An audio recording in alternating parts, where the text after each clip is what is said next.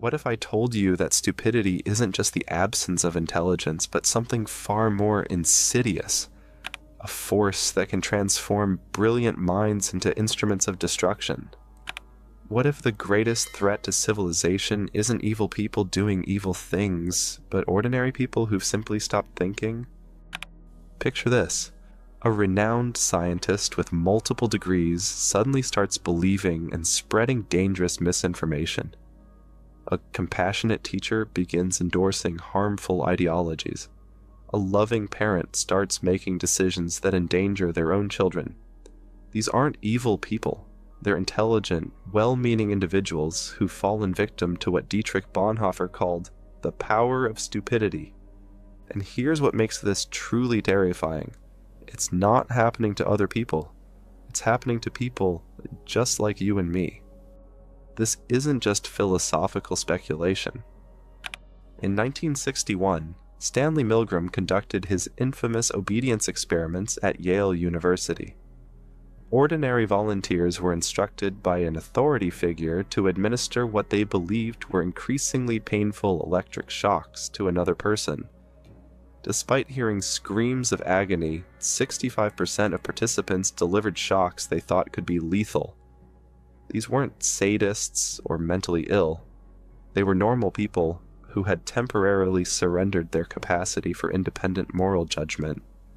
This is exactly what Bonhoeffer witnessed firsthand in Nazi Germany, and it led him to develop one of the most unsettling theories about human nature ever conceived. But before we dive deeper, I have to ask, have you ever found yourself believing something simply because everyone around you believed it too? Keep that question in mind as we explore what might be one of the most important psychological insights of the modern era. Dietrich Bonhoeffer wasn't your typical philosopher sitting in an ivory tower, pondering abstract ideas. He was a German Lutheran pastor who watched his entire society transform before his eyes. Born in 1906 into an intellectual family, his father was a prominent psychiatrist and neurologist. Bonhoeffer had every reason to believe in the power of education and rational discourse. But as the Nazi Party rose to power, Bonhoeffer witnessed something that shattered his faith in human rationality. He watched as his fellow Germans, educated, cultured, religious people, began supporting policies and leaders that contradicted everything they claimed to believe. These weren't ignorant masses being manipulated by clever propaganda. These were professors, doctors, clergy members, and intellectuals who were actively participating in their own intellectual surrender. From his prison cell in 1943, waiting to be executed for his role in a plot to assassinate Hitler, Bonhoeffer wrote what would become his most haunting observation. Against stupidity, we are defenseless. Neither protests nor the use of force accomplish anything here. Reasons fall on deaf ears. What made this observation so chilling wasn't just its context, but its precision. Evil, he noted, always carries within itself the germ of its own subversion. It creates unease, resistance, eventual breakdown. But stupidity? It believes it's doing good, making it absolutely immune to correction. Perhaps Bonhoeffer's most prescient insight was about how stupidity serves existing power structures. Malicious people know they're doing wrong, which creates internal conflict and eventual breakdown. But people caught in functional stupidity believe they're doing good, making them absolutely resistant to correction. This isn't accidental. Those in power don't need to actively suppress information anymore. They just need to create conditions where processing information honestly becomes prohibitively difficult. When Bonhoeffer used the word stupidity, he wasn't talking about low IQ or lack of education. He was describing something far more complex, what we might call functional stupidity or willful ignorance. In his letters from prison, he explained, "The fact that the stupid person is often stubborn must not blind us to the fact that he is not independent. In conversation with him, one virtually feels that one is dealing not at all with him as a person, but with slogans, catchwords, and the like that have taken possession of him. Here's what made Bonhoeffer's theory so revolutionary. He argued that stupidity often emerges not from individual failings, but from systemic pressures that make thinking independently both difficult and costly. The truth is, our economic systems actively incentivize intellectual shortcuts.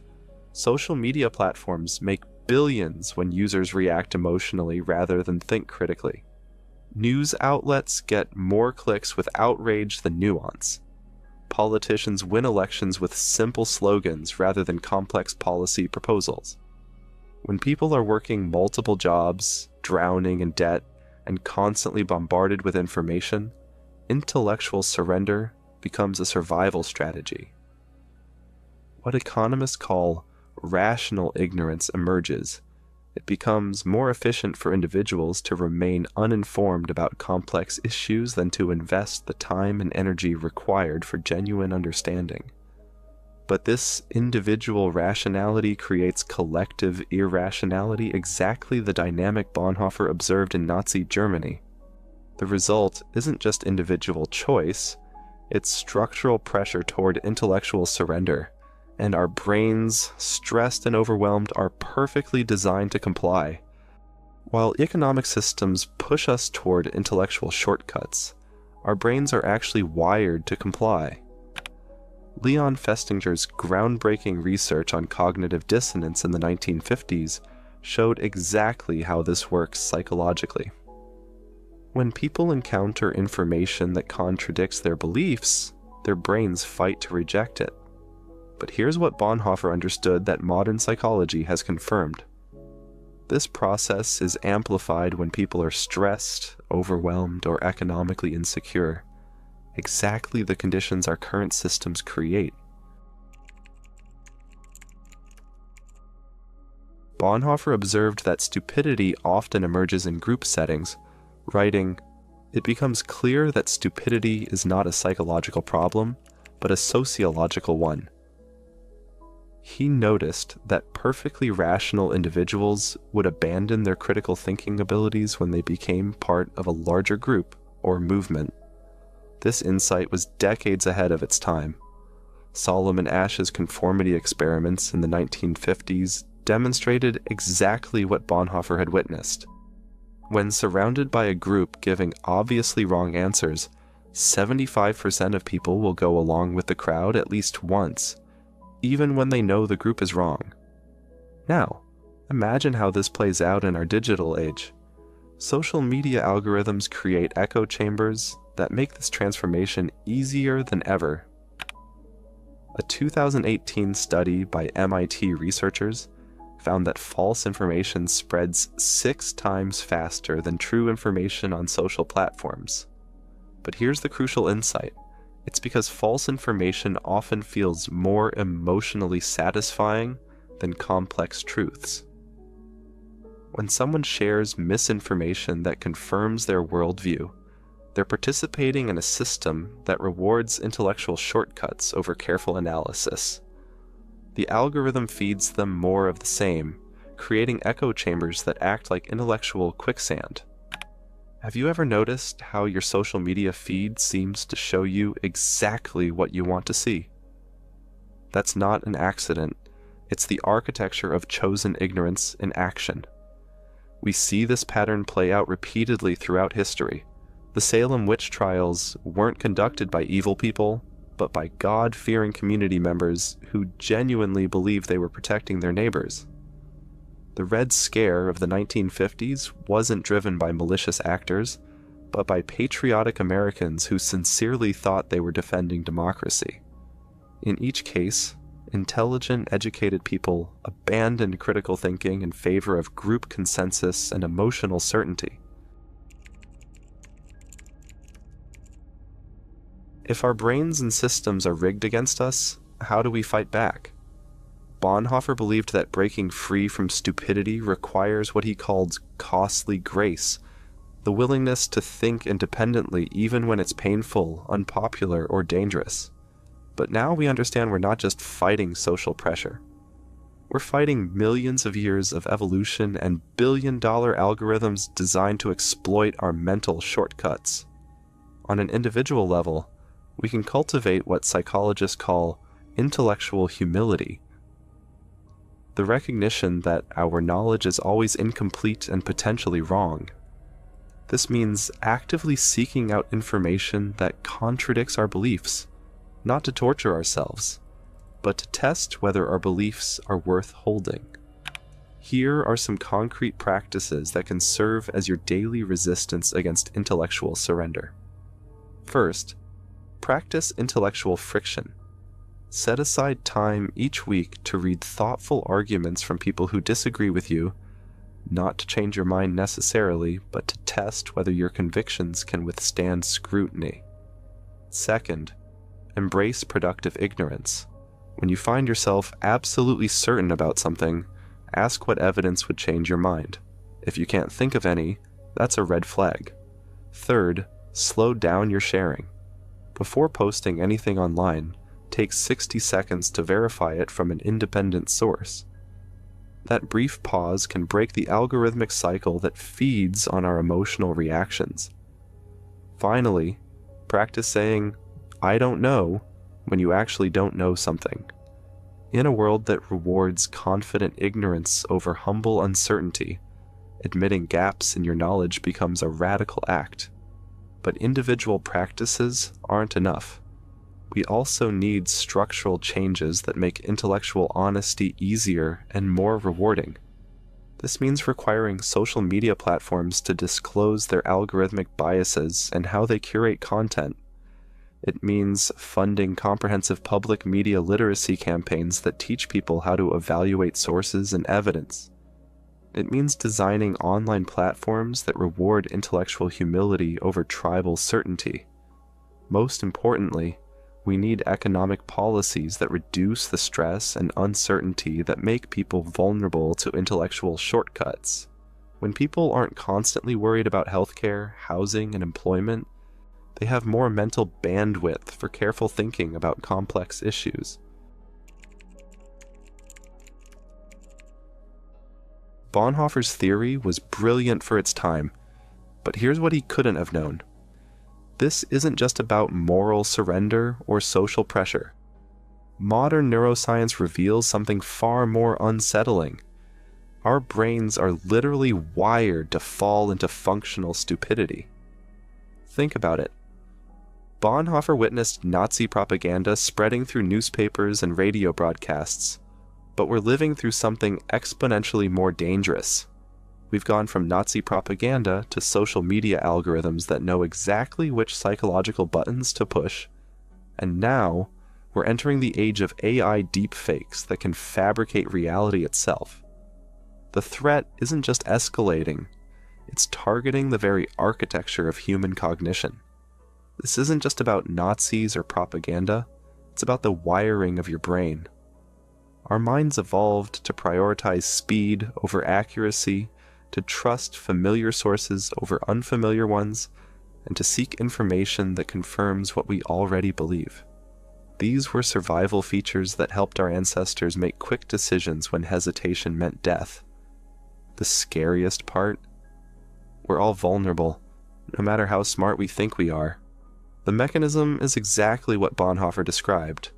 When people feel threatened and uncertain, they become more susceptible to authoritative-sounding explanations that reduce complexity to simple narratives. But here's the crucial insight that makes Bonhoeffer's warning more urgent than ever. We're not just dealing with human manipulation anymore. We're facing systems designed by artificial intelligence to exploit our cognitive vulnerabilities with surgical precision. Every click, every pause, every emotional reaction is being analyzed and weaponized against our capacity for independent thought. We saw this play out in real time during COVID-19. Doctors, engineers, and lawyers, people with demonstrated analytical abilities, began sharing debunked theories about vaccines and treatments. These weren't failures of intelligence. They were failures of intellectual independence under unprecedented pressure. Bonhoeffer paid the ultimate price for refusing to surrender his intellectual independence. He was executed by hanging on April 9, 1945, just weeks before Germany's surrender. His last words, according to a fellow prisoner, were, "This is the end. For me, the beginning of life." His sacrifice wasn't just about political resistance, it was about defending the very possibility of human thought. He understood that when people stop thinking independently, they stop being fully human. They become, in his words, puppets whose strings are pulled by whatever force happens to be strongest at the moment. But here's what makes Bonhoeffer's final challenge so relevant today. Who stands fast? When the pressure to conform is overwhelming, when thinking independently requires courage, when the cost of truth is higher than the price of comfortable lies, who stands fast? The answer isn't found in superior intelligence or education. It's found in the daily choice to remain curious rather than certain, to seek truth rather than comfort, to think carefully rather than react quickly. These aren't heroic acts. They're ordinary practices that become extraordinary when everyone around you has stopped doing them. The tragedy is that intellectual surrender often feels like liberation. Thinking is hard work. It's uncomfortable to hold complex, contradictory ideas in your mind simultaneously.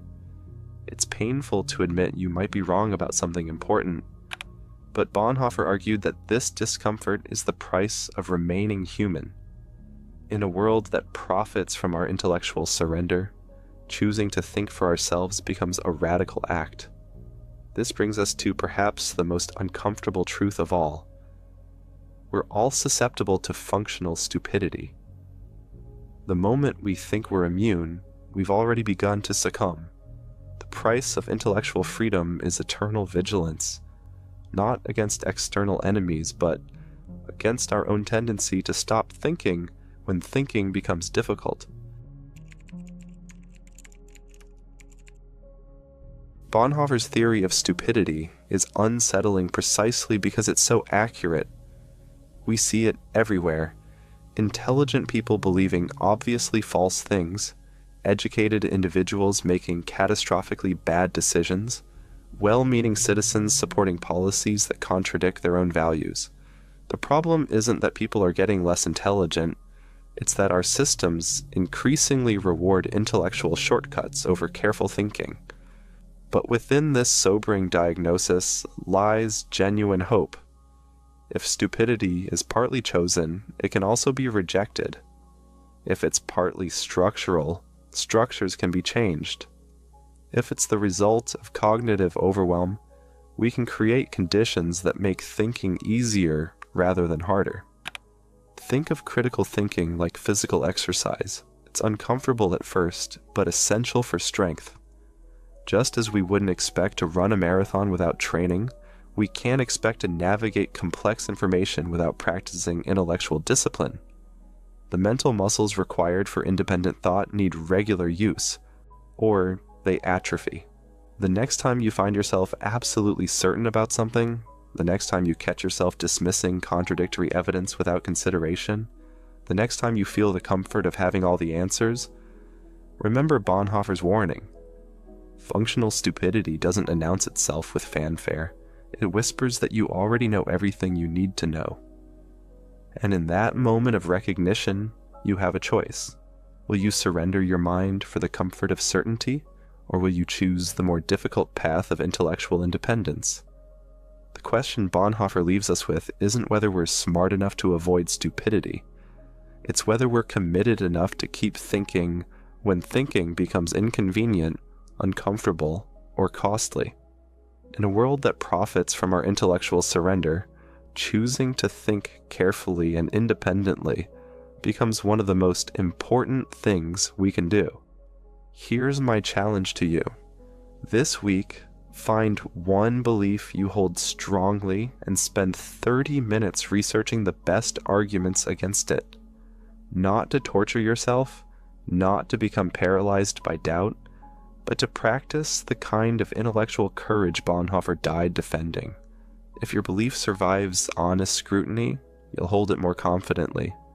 If it doesn't, you'll have learned something valuable about the difference between conviction and truth.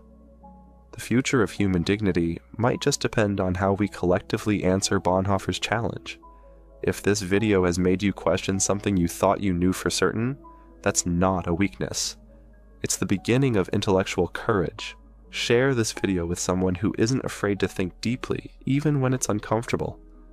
Because in a world designed to profit from our intellectual surrender, the simple act of thinking carefully becomes the most important form of resistance we have. And here's what I want you to remember. Every time you choose curiosity over certainty, evidence over emotion, careful thinking over quick reactions, you're not just protecting your own mind. You're defending the very possibility of human wisdom in an age of artificial stupidity. What's one belief you're willing to question this week? Let me know in the comments.